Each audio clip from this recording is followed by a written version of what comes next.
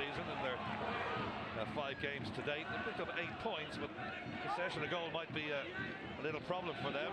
Here's O'Neill. Oh, shot over the top. Snatched it in by McGonigal. Had to take it early, but couldn't find the target. It's been a blistering start from Derry City. You look at the pressure Ollie O'Neill is putting on the right full. Branafak, welcome to the Brandywell. He wouldn't have played here before, obviously one of the new signings, and pulls it back to McGonigal. Looks sharp, good touch. Gets it onto his left foot and just a bit of a snapshot, but it's been a blistering start from Derry City. It might be an area for Sligo Rovers to try and exploit if Ben Doherty does look to get into those advanced positions. That's a poor ball. O'Neill immediately in. McGonigal, he's on to do it on his own now. Oh, what's the referee blowing that up for? What's he blowing that up for? Oh, that's just crazy. O'Neill played the ball into McGonigal. He had been fouled. Why did the referee let that go? Oh, John, it's one of the worst decisions. That is one of the worst decisions I've seen in a long, long time. Surely you have to let the play go on.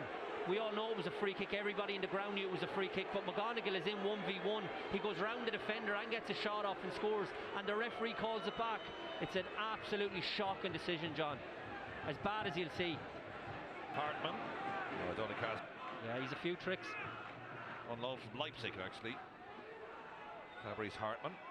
This looks a bit more promising now for Sligo. The best attack of the night, perhaps, and the goal! Oh, it's a great goal. Great ball! And it's Mata again. Hat-trick against UCD. Late equaliser against Cork City, and he stole away at the back post. I said it looked promising, and that's how it unfolded. 25 in, the visitors take the lead. Oh, it's an outstanding goal, John. The first time they've strung actually 3 or 4 passes together, as I said, and that man Hartman was involved. A few tricks here, plays a lovely ball inside to Will Fitzgerald. Reece Hutchison on the overlap, and what a delivery, John, as good as you'll see. Brilliant ball. Mata, all he has to do is get a good connection on it, heads it down into the ground. Absolutely fantastic goal. Totally against the run of play, but a brilliant goal from Sligo Rovers. Totally against the run of play. Max, the one who's probably been quiet for Derry is probably Patrick McElhenney, who's arguably their best player, but he's been quiet. Maybe a little too deep, McElhenney. The referee lets it go. Doherty. Now the player's still down. Johan Bannefolk. That dramatic slapping of the ground would suggest that something's seriously wrong with him. Let's hope not, but he doesn't look in the best of form down there, does he?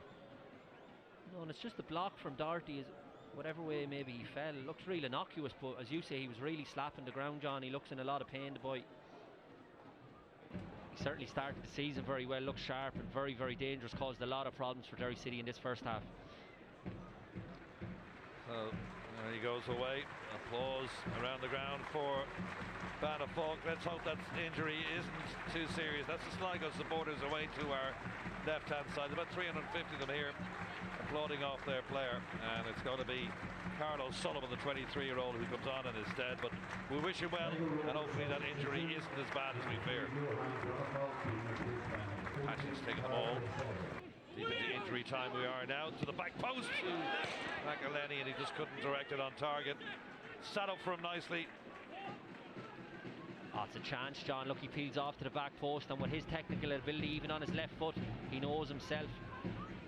Greg Bulger's pointing the finger, but someone let him amazing. go. Pat's got a late equaliser earlier today, and if you didn't hear the other result, it was Cork City 0, Shelburne 2.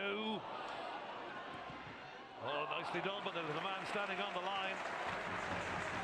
That was brilliant play, John. We're right behind Diallo here. What a brilliant ball, but we could see Patrick McElhenney's run right across the front of the back 4, in behind Pinnaker. Didn't know where he was. Mentioned about Patrick obviously getting more involved in the game. That's him obviously up in a much further advanced position. Doherty. This looks promising for Derry City. They're lining up. McGonigal puts it over the top. Yeah, first time they got to a byline and pulled one back. Ryan Graydon does brilliant down the left-hand side, shows his pace. Moran can't keep up with him, and a good ball into the box. I'm just trying to see, is it just too high for McGonigal? I think he should do better, John. I think he should hit the target there. Brilliant play from Graydon down the left-hand side. Yeah, I think he should hit the target, McGonigal. That's a real chance. Derry City. Let's switch to that. 12 corners. Doherty to take this. Should be an outswinger, left-footed towards the 6-yard box. And headed powerfully to the net by Kieran Cole. And the anticipation from the supporters on the far side that they might get something out of that. The outswinger worked. Cole got his header to it. It's 1-1. Yeah, it's an unbelievable header, to be fair to Kieran Cole, who's not the biggest as well, John. And interestingly enough, it's the first time they've taken an outswinging corner. Patching has taken all the corners, all in-swingers. This time Ben Doherty, a brilliant ball into the box. Who's picking up Cole? Questions will be asked. But what a header, absolutely fantastic. Pace and power on it. No chance for McNicholas. And it sets us up for a lively 10 minutes, John. McNicholas was actually diving when the ball had got past him. That was the power of that header. It fairly flew.